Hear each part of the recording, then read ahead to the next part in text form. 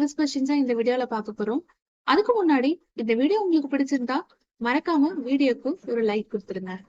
இன்னைக்கான குவிஸ் கொஸ்டின்ஸா பார்க்கலாம். முதல் கேள்வி, பாராளுமன்றத்திலும் சட்டமன்றத்திலும் உள்ள எதிர்க்கட்சி தலைவருக்கு எந்த தகுதி அளிக்கப்படுகிறது?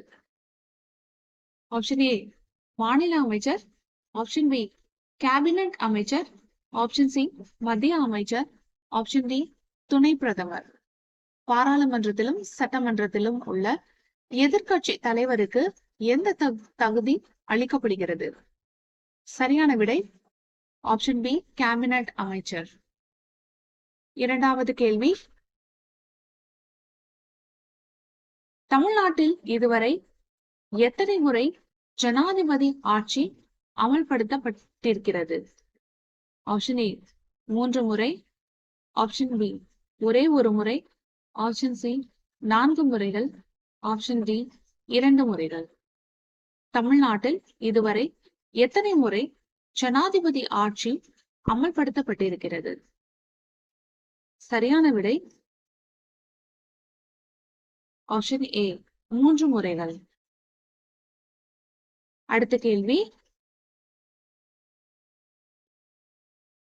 யார் பிரதமராக இருந்த காலத்தில் வாக்குரிமை வயது 21 18 குறைக்கப்பட்டது?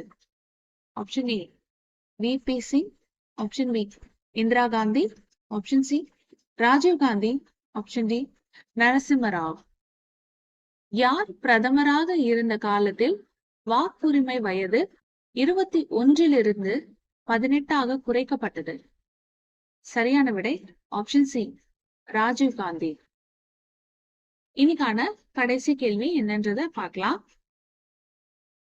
நெருக்கடி நிலை காலங்களில் இந்திய அரசியலமைப்பு எந்த ஆட்சி கொண்ட தன்மை உடையதாக உள்ளது?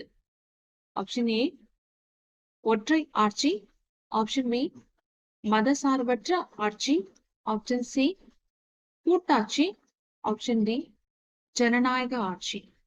நெருக்கடி நிலை காலங்களில் இந்திய அரசியலமைப்பு எந்த ஆட்சி கொண்ட தன்மை உடையதாக உள்ளது? சரியான விடை ஆப்ஷன் ஏ ஒற்றை ஆட்சி.